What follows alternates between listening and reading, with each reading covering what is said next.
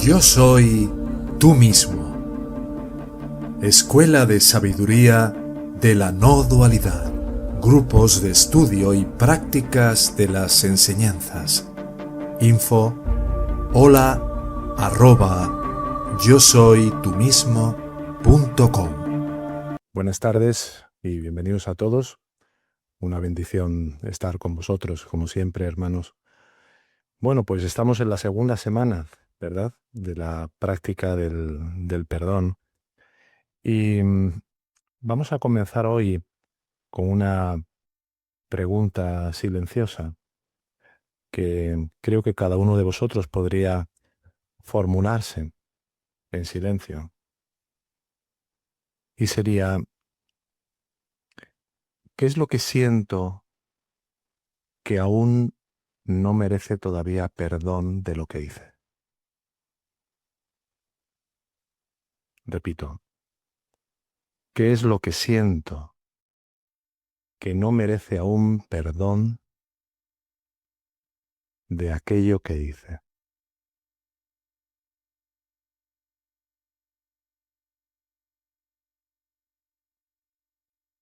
Y quizás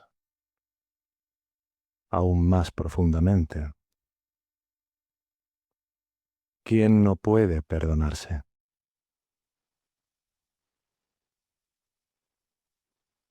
Porque este es uno de los temas más profundos en el corazón de cualquier ser humano, de cualquier persona. No el perdón a otros, sino el perdón a uno mismo. Y muchas veces es el que más esquivo se vuelve de todos los perdones. Pero no porque en el fondo no deseemos sanar, ni liberarnos de ese peso, de esa carga, sino porque hay nudos que son invisibles y que atan nuestro sufrimiento al sentido de identidad. Hay personas que incluso después de haber sido perdonadas por otros, siguen sintiendo en mayor o menor medida una culpa que es muda, que es como muy sorda y que no está dispuesta a ceder fácilmente.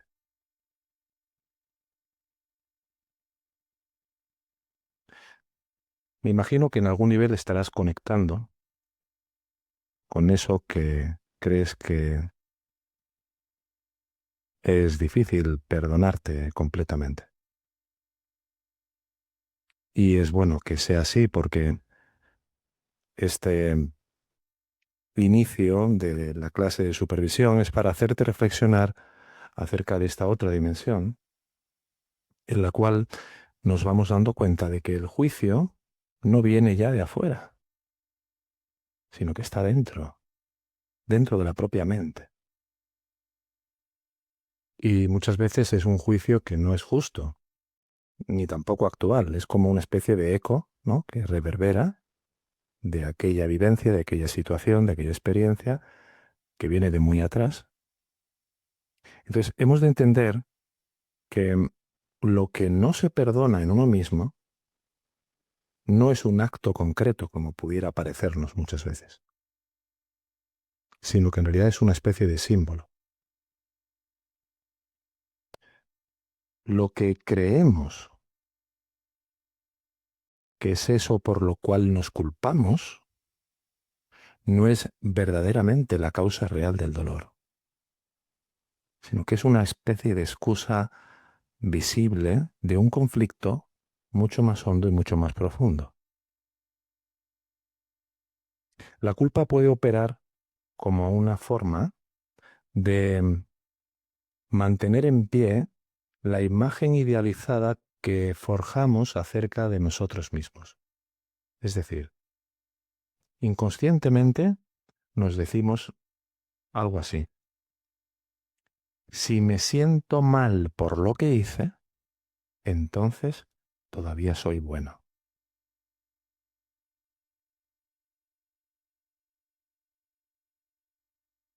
¿Lo estás viendo?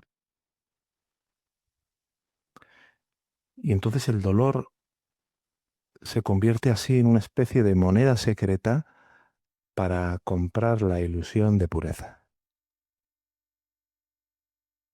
Además que el no perdonarse nos está ofreciendo una ganancia invisible. No cambiar. Porque mientras no me perdone, me mantengo en el mismo lugar.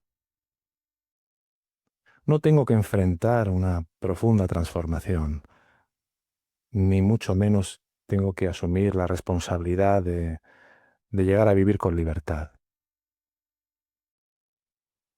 Y entonces, claro, te das cuenta de que el dolor, por paradójico que pueda parecernos, nos protege del vacío.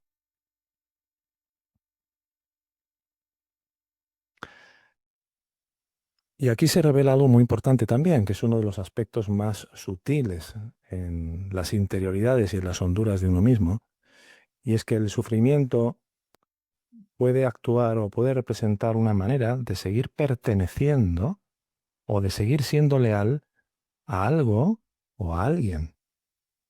O sea, muchas veces no nos perdonamos porque sentimos que si lo hiciéramos sería como una especie de traición a nuestros padres, si fueron víctimas, por ejemplo, a un hermano que murió, a una versión anterior de nosotros que sufrió mucho. Es decir, hay un mandato ahí que nos exigía probablemente perfección y donde la cosa era algo así como que si yo me perdono, pues parece que estoy diciendo que no fue tan grave aquello, que no importa, que no dolió tanto. ¿Ves cómo se maneja de forma sibilina y con qué inquina la mecánica sutil de ego para mantenernos atrapados en la creencia de que la culpa puede estar justificada de alguna manera? Y sin embargo no hay mayor homenaje al sufrimiento que liberarnos de él. No liberarnos de una manera así, me lo quito de encima, sin aprender, sin ver, sin extraer, ¿no? Que es lo que me quise traer con aquello y de qué forma eso pueda contribuir a una mayor pureza y depuración mental. Sino que cuando eso ya ha cumplido su función y se ha entendido y se ha comprendido, no hay que seguir ahí dándole vueltas a lo mismo sin darnos cuenta de que ego nos va a hacer creer que aún queda, que siempre va a quedar algo por verse, por corregirse, por asumirse, cuando lo que hay es un goce perverso de mantenernos en esa especie de bucle de la insatisfacción. Porque ese es el deseo más potente en el ser humano. No es desear cosas, no es llegar a cosas, es sentirnos insatisfechos. Ese es el sumum de todos los deseos. Si mañana te llamaran y te dijeran, Juanito, que te ha tocado la lotería, que te puedes comprar todo lo que quieras o que se ha resuelto el problema de enfermedad de un ser querido, lo que quieras. Al cabo de una semana, 2 o 3, el tiempo que sea, de nuevo otra vez vuelve el vacío. Necesito que algo me vuelva a tener en ese punto, ¿no?, donde no me siento completo, donde siento que me falta algo. Entonces, desde el punto de vista de las enseñanzas, lo que no perdonamos o lo que no se perdona suele ser aquello con lo que todavía me identifico. Es decir, no me perdono porque sigo creyendo que eso que creo haber hecho, eh, de alguna manera me permite mantener una identidad que se ha modificado en base a aquel hecho. Si el hecho ha sido además impactante, si yo con ese hecho me he tildado, me he juzgado, me he condenado severamente, ¿no?, de lo que sea, eso ha hecho costra, ha hecho carne la identidad. Y siempre que la estructura psíquica del yo, en su aspecto más matricial, que es el aham vritti, en la enseñanza, siempre que hay una modificación estructural en la misma matriz del yo, se va a buscar generar pensamientos, sensaciones, emociones y todo lo que haga falta que me permitan reafirmar eso que creo que soy. Porque como hemos perdido de vista quiénes somos realmente y no le damos la suficiente atención a nuestra verdadera naturaleza real, pues todo lo que hacemos aquí, mientras estamos vueltos hacia afuera, en vez de sumergirnos en la luz de nuestro ser, en el espacio de pura conciencia, pues es, sin darnos cuenta, alimentar a la bestia una tras otra tras otra. Entonces no hay perdón real mientras haya identificación. Y desde luego que desde el corazón de las enseñanzas a lo que se nos invita es a ver que lo que realmente somos no ha sido tocado jamás, ni por el error ni por la culpa. ¿Qué nos decía Ramana Maharshi? Bhagavan era muy claro en esto. Decía, el ser no comete errores porque el ser no actúa. Lo que actúa es la mente bajo el hechizo de la ignorancia. Ayer lo comentaba en la clase del grupo experiencial de los miércoles. Le decía a un hermano, algo que Ramana decía. El reo sentado en la silla. ¿Quién es el verdadero culpable? Ego. Es como si empezaran, imagínate, a ponerle descargas eléctricas a la silla. ¿Eh?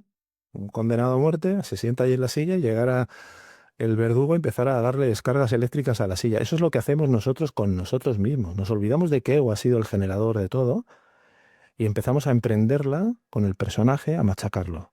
Que fuiste un descuidado, que fíjate, ahí ego se goza, se ceba. Porque él es el perpetrador, él es el generador de todo, pero luego eh, muy gozoso de que nosotros nos achaquemos la culpa a nosotros. Con esto no estoy aludiendo a que hagamos una exención de responsabilidad en cuanto que yo asuma y me dé cuenta de que yo como ego me he querido vivir como esta persona y en un momento determinado me he dejado influir por una inclinación a bien, pero una vez que lo veo y se reconoce y se ve, hay dos opciones. Mejor dicho, hay tres.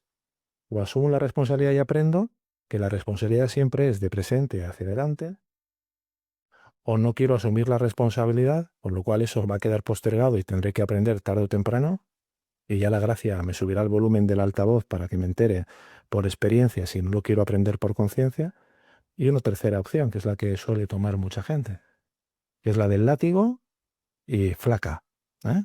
Culpa. Y nunca es suficiente. Siempre, por eso que decía antes, porque el dejar de sentirme culpable sería como, lo que hice no fue para tanto. No, ¿cómo que no fue para tanto? Estuvo muy mal, flaca. Entonces la culpa es una forma, si os dais cuenta, de afirmar que yo soy el hacedor. Pero cuando investigamos profundamente quién es el que hizo aquello, con verdadera honestidad, y tratamos de localizar y de detectar dónde está ese yo, automáticamente en el instante presente descubrimos que no hay nadie.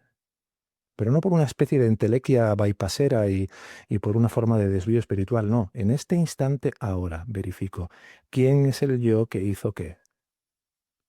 No aparece nada más que como una idea adherida o cosida a un evento, ¿eh? Para poder mantener vigente ese sentimiento de culpabilidad. Entonces, ¿hay condicionamientos? ¿Hay movimientos? ¿Hay automatismos? Sí, pero no hay una entidad sólida que realmente sea real. Y ahí es donde ha de empezar la verdadera compasión. Cuando ves que no puedes odiarte sin mentirte. Fíjate en esto. No puedes odiarte sin mentirte. Cuando te odias, te mientes. ¿Por qué? Porque asumes que es verdad que tú fuiste el generador de aquello. No, tú te dormiste y te viviste por lo que no eres, te confundiste con ser este yo y movido, impulsado por esas basanas, te perdiste a ti mismo en aquella tropelía, en aquella insensatez, lo que fuera. Pero no hemos de perder el norte. Entonces el perdón no es un acto voluntarista de la mente, no es un algo que se logra. El perdón ocurre cuando se deja de luchar. ¿Contra qué? Cuando se deja de luchar contra lo que fue. Cuando rendimos la necesidad de castigarnos y de castigar a otros. Y por supuesto, cuando se deja de justificar o culpar y se empieza a mirar con verdadera simpleza desde el corazón de la presencia. Y cuando lo hacemos así podemos reconocer, mira, esto ocurrió, esto fue así, y ya no necesito cargarlo más. Es como la historia Zen, de los dos monjes que salieron del monasterio y de repente pues se cruzaron con una chica joven, muy atractiva, y uno pues la cargó y la ayudó a cruzar el río, ¿no? Y el otro se quedó así como un poco diciendo, ¿qué monje es, ¿no? Ahí agarrando a la dama, llevándola y agarrándole las piernas, ¿no? Y bueno, la dejó al final del río y siguieron el camino y al anochecer, cuando estaban llegando al otro monasterio al que se dirigían, le vino a decir, oye, ¿tú no has visto lo que has hecho, no? Agarrar a una mujer así y echártela encima, ¿tú que eres un monje? Y el monje le contestó, bueno, eso fue hace ya 7 horas, tú todavía la sigues cargando. Pues esto es algo así como con la cuestión de la culpa. Parece que hay una necesidad de seguir cargando esto, ¿no? Y es que no necesitamos cargarlo más. No necesitas seguir cargando con aquello. Ego te va a decir en tu mente, pero ¿cómo que no? Pero fíjate que estuvo fatal y le insulté y no sé qué. Sí, pero ¿aprendiste lo que tenías que aprender? Pues que no estoy seguro y por eso me sigo sintiendo culpable. Bueno, pues si no aprendiste, no te preocupes. Ten la disposición de que ese aprendizaje se vaya a dar, pero no se va a dar más si te sigues machacando. Y esa rendición no es resignación, ni es pasividad, es una apertura real. Y cuando la apertura es real, en esa apertura puede emerger una nueva comprensión. Y es esto que os digo, que todo fue un aprendizaje, que me ha traído hasta aquí. Entonces, para terminar y daros paso con las preguntas y consultas que tengáis, en realidad no es que no podamos perdonarnos, no es eso. Es que hay una parte de nosotros a la que aún no hemos abrazado con una verdadera compasión. Y mientras esa parte no sea abrazada con una verdadera compasión, comprendida, integrada, asimilada, una parte que necesita ser vista de verdad, pero no corregida, acompañada de corazón, pero no juzgada, hasta que no dejemos de defendernos de nosotros mismos, el perdón no va a empezar. Así que os invito a que podáis revisar en lo que queda de semana qué es eso que no te perdonas y darte cuenta de que cuando estés dispuesto de corazón a soltar tu necesidad de tener razón, ya sea de que eres malo o de que mereces ser castigado por aquello, entonces podrá empezar a haber una actuación de la gracia, porque la gracia nunca actúa en contra de nuestra voluntad como ego. Y nuestra voluntad como ego, aunque solo sea aparente, rige en el Vyavaharika, en el Vyavaharavada, en el nivel relativo opera. Y claro que opera.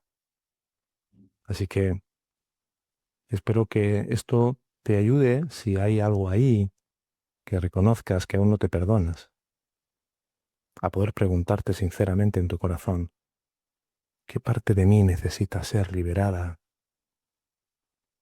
No por lo que hice, sino por cuánto tiempo he estado permitiendo que esta culpa sea dueña de mi corazón. Bueno, vamos con vuestras consultas, preguntas o compartires lo que tengáis. Esta escuela de sabiduría de la no dualidad tiene como propósito contribuir a facilitar el camino a la autorrealización.